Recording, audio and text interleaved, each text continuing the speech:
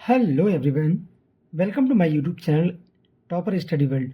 Student, आज के इस लेक्चर में हम लोग क्लास 10th के चैप्टर नंबर 1 जिसका नाम है रियल नंबर, उसकी एक्सरसाइज 1.2 को कम्प्लीटली सॉल्व करने वाले हैं।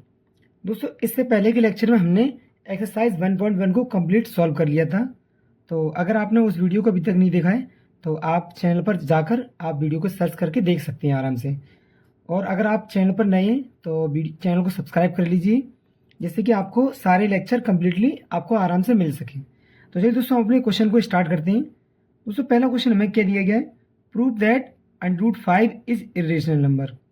दोस्तों, आपके लिए मैं आपको एक जानकारी बता दूं, ये एक इम्पॉर्टेंट आपका टॉपिक है जहाँ पर इरेशनलिटी प्रूव की जाती है।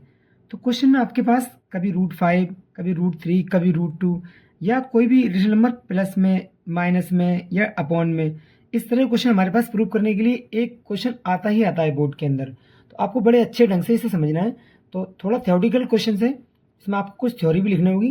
तो सबसे पहले हम एक काम करते हैं दोस्तों, जैसे हमें ये √5 दिया गया है, ये हम जानते हैं इरेशनल नंबर, हमें इसे प्रूव करना है इसको। तो हम क्या करते हैं, इससे पहले हम इसको एक रेशनल नंबर मानते हैं। ठीक है, तो हम क्या करते हैं, let us assume to the contrary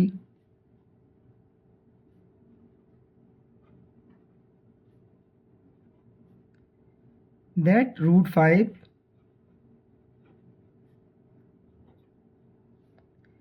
is rational number।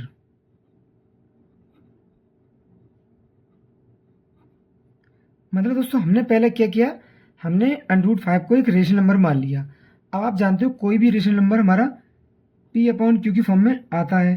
तो हमने यहाँ पर क्या किया, √5 को किसके रूप में लिख दिया, A/B के रूप में।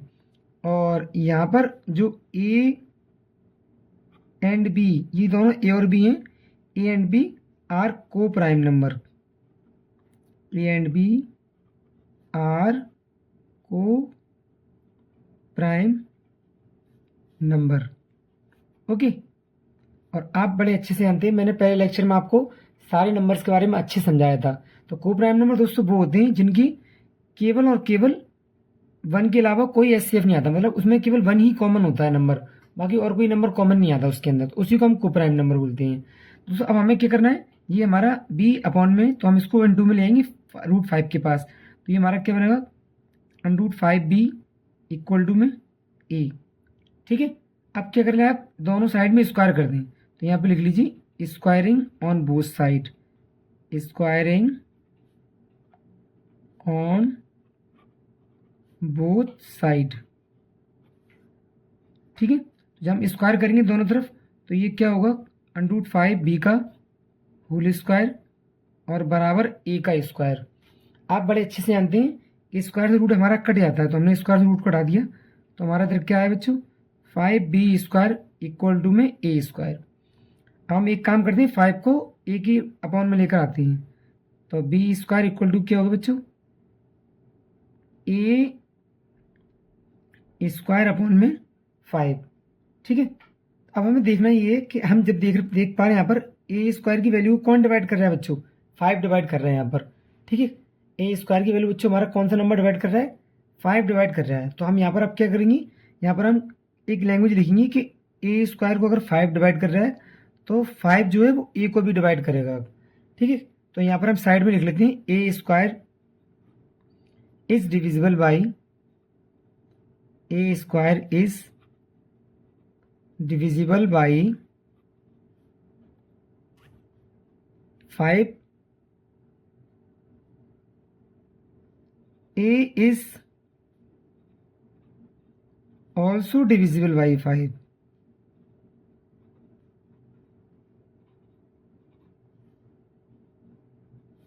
ओके, तो इस समय दोस्तों क्या मालूम पड़ गया कि A को एक डिवाइड करने वाला नंबर 5 मिल गया हमको।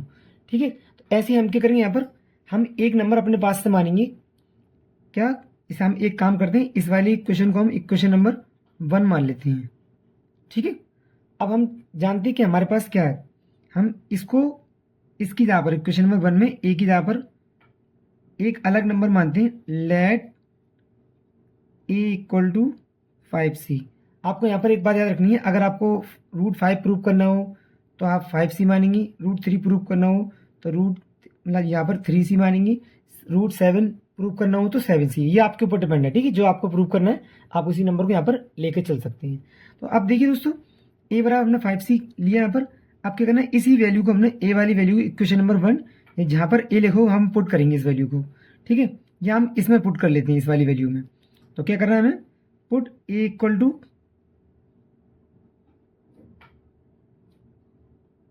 5c in equation number 1। हम इक्वेशन 1 में पुट कर लेते हैं, चलो इसको, ठीक है। तो इक्वेशन नंबर बच्चों हमें ये दी गई है, ये क्या है, बी स्क्वायर बराबर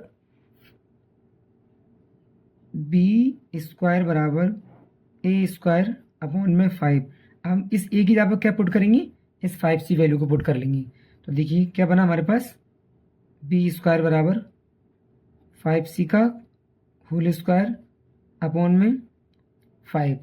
ओके, तो अब आप देखिए 5 का स्क्वायर क्या होता है, हम जानते हैं 5 का स्क्वायर हमारे पास क्या निकल के आएगा, 25c स्क्वायर और अपॉन में 5।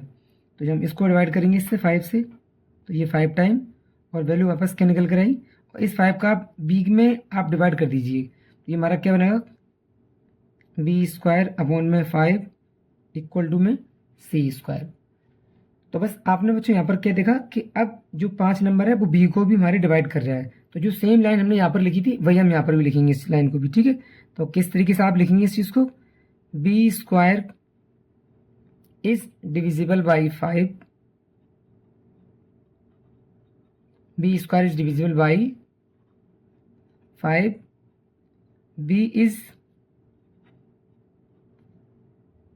Also divisible by 5।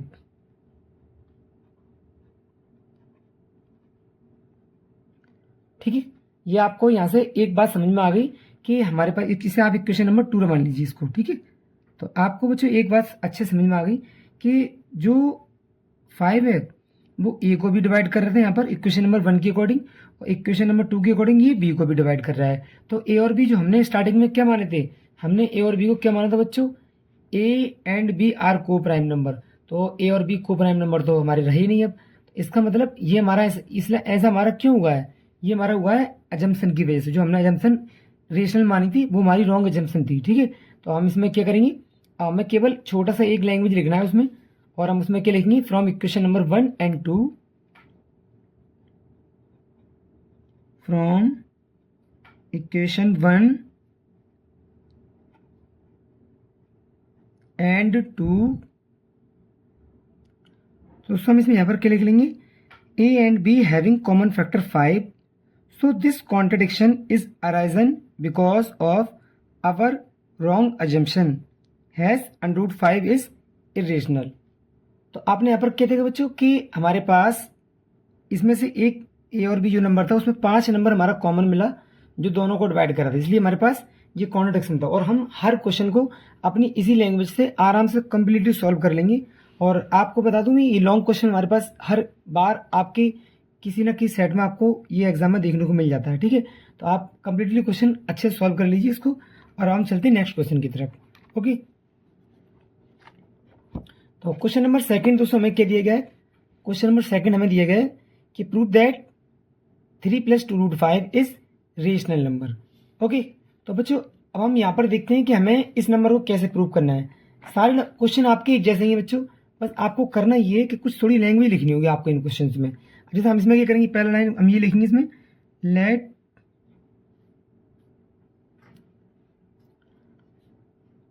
Let us assume to the contrary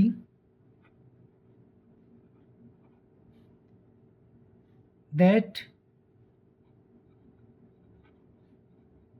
3 + √5 is rational।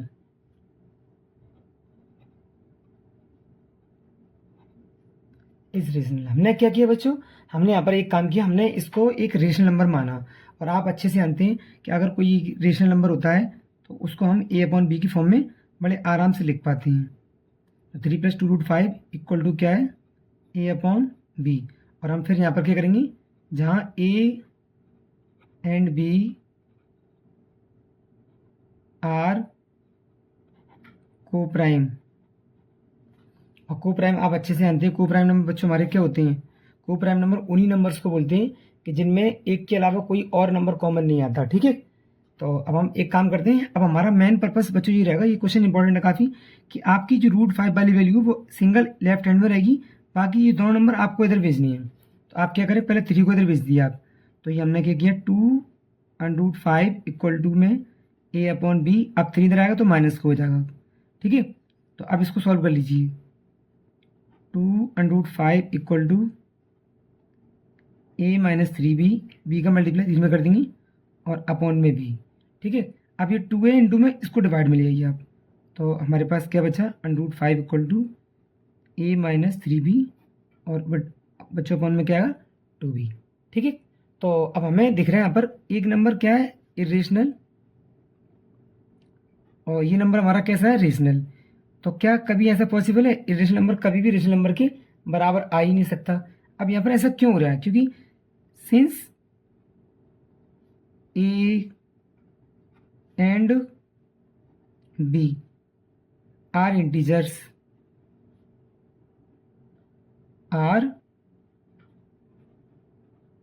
मतलब ए और बी बच्चों हमारे पास क्या है, ए और बी हमारे इंटीजर्स नंबर हैं। ठीक है, इंटीजर्स नंबर आप जानते हैं, मैंने आपको पढ़ाया अच्छे से। अगर ये इंटीजर नंबर है तो इसका मतलब क्या है कि a-3b और अपॉन में 2b, ये कैसा नंबर होगा, इज रेशनल। बच्चों ये कैसा नंबर होगा, रेशनल। बट आप अच्छे से जानते हैं, वी नो दैट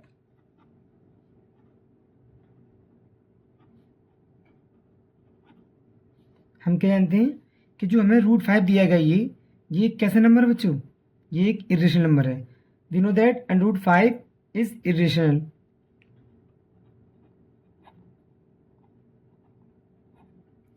अब कोई भी इरेशनल नंबर किसी इरेशनल नंबर के बराबर हो ही नहीं सकता, और ऐसा क्यों हुआ है, हमारे रॉन्ग अजम्पशन की वजह से। तो अब हम यहाँ पर क्या लिख देंगे, दिस कॉन्ट्राडिक्शन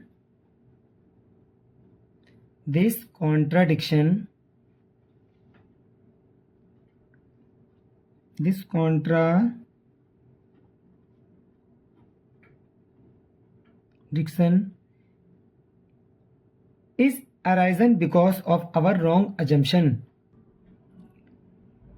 तो हमने बच्चों हमने यहाँ पर क्या देखा, ये कॉन्ट्रडिक्शन हमारा क्या है, ये रॉन्ग अजम्पशन की वजह से हुआ है। तो हम यहाँ लिखेंगे लाइन क्या, this contradiction is arisen because of our wrong assumption, hence 3+2√5 is irrational. और हमारा हमने क्या प्रूव कर लिया बच्चों, हमने ये प्रूव कर लिया कि हमारे जो भी नंबर हैं वो कैसे हैं, इरेशनल नंबर हमारे प्रूफ हो चुका है ये नंबर। ठीक है, तो अब हम चलते हैं क्वेश्चन नंबर 3 की तरफ। दोस्तों क्वेश्चन नंबर 3 हमें क्या दिया गया है, क्वेश्चन नंबर 3 में prove that the following are irrational number. तो क्वेश्चन नंबर 3 में हमें 3 पार्ट दिए गए हैं। फर्स्ट पार्ट है 1/√2, इसको इरेशनल प्रूव करना है। सेकंड पार्ट है 7√5, इसको भी इरेशनल प्रूव करना है। और थर्ड पार्ट है 6+√2, इसको भी इरेशनल प्रूव करना है। सबसे पहले हम करते हैं फर्स्ट पार्ट, कौन सा, 1/√2। तो सबसे पहले इसमें क्या करते हैं, फर्स्ट पार्ट में हम इसको लिख लेते हैं। तो सबसे पहले हमें वही काम करना है, पहली लाइन सबसे में सेम लिखनी है, क्या, let us assume to the contrary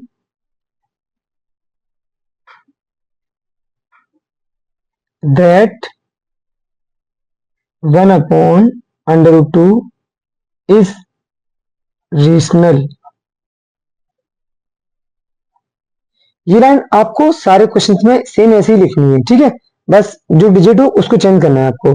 अब नेक्स्ट आप जानते हैं कोई भी नंबर है रेशनल नंबर है बच्चों, तो आप उसको कैसे लिख सकते हो, आप अच्छे से जानते हैं कि हम 1/√2 को a/b की फॉर्म में लिख सकते हैं, ठीक है, जहां b does not equal to 0 होता है। अब आप जानते हैं कि a and b are coprime number है, a and b are coprime. Okay, ये हमने कैसे नंबर माने बच्चों? Coprime number. Coprime number वही होते हैं जिनमें एक के अलावा कोई भी एचसीएफ कॉमन नहीं होता, मतलब कुछ भी कॉमन नंबर नहीं होता, केवल वन होता है ओनली। ठीक है, आप इसमें एक काम करें, रूट टू का आपको सिंगल रखना है, तो आप ऐसे अपॉन इसको रीजनलाइज कर लीजिए, इसे पलट लीजिए इसको। ठीक है, रेसिप्रोकल कर लीजिए इसका, तो under root two equal to क्या हो गया? B upon a. ठीक है, अब हम ध्यान से देखें तो ये हमारा बी अपॉन ए हो गया। अब बी अपॉन ए भी क्या है? एक रेशनल नंबर है, लेकिन रूट टू हमारा कैसा है? Irrational number. तो इसको हम किस तरीके से समझ सकते हैं कि एक इरेशनल नंबर एक रेशनल नंबर के बराबर कभी नहीं हो सकता। तो हमें सिंपल सी लैंग्वेज लिखनी है, since a and b are integers. ठीक है, तो इसी वजह से बी अपॉन ए क्या होगा? B upon a is rational. अगर बी अपॉन ए रेशनल है तो हम जानते हैं बट वी नो दैट, क्या बच्चों, हम ये बात अच्छे से जानते हैं कि जो नंबर हमारे पास रूट टू है वो एक कैसा नंबर है? वो एक इरेशनल नंबर है। तो but we know that under root two is irrational.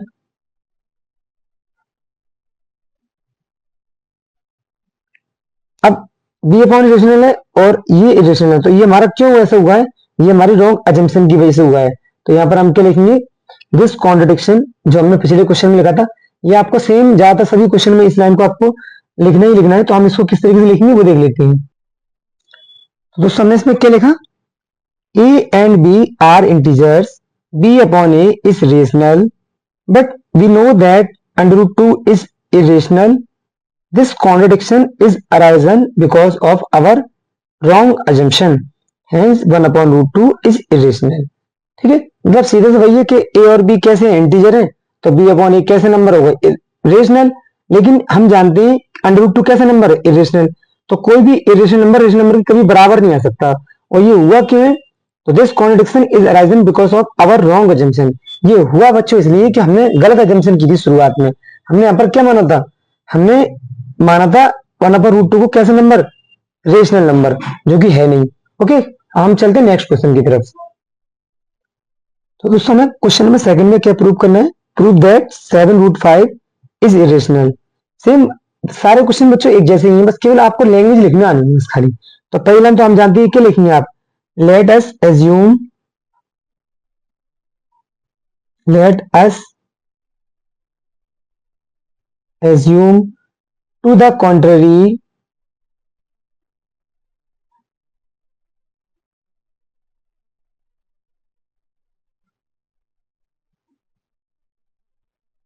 that 7 under root 5 is rational number.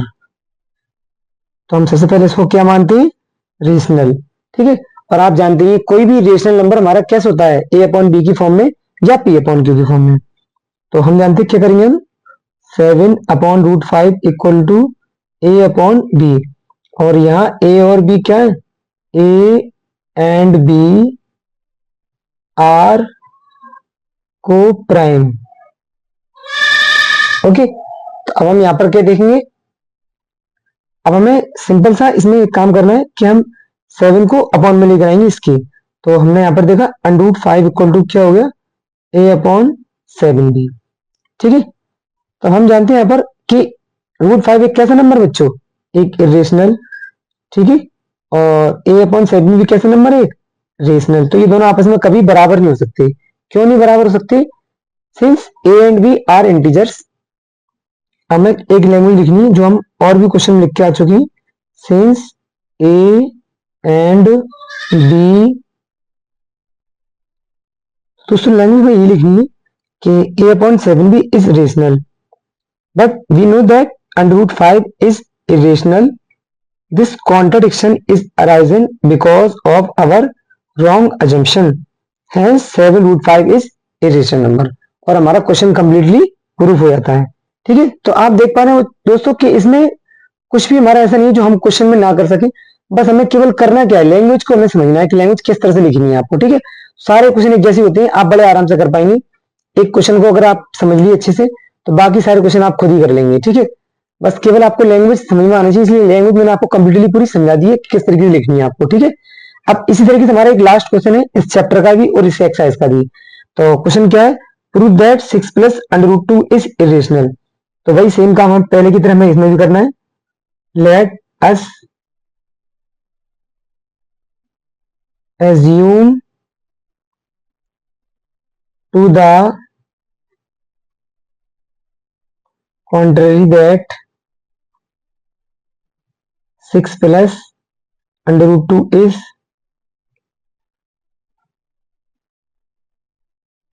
Rational, ठीक है। तो हमने इसको क्या माना है, रेशनल माना है। और आप अच्छे से जानते हैं कि कोई भी rational number a upon b की फॉर्म में लिख सकते हैं हम। तो हम पहला काम ये करेंगे कि 6 plus under root 2 equal to a upon b. और ए अपॉन बी यानी ए और बी ये कैसे नंबर है, coprime number. A and b are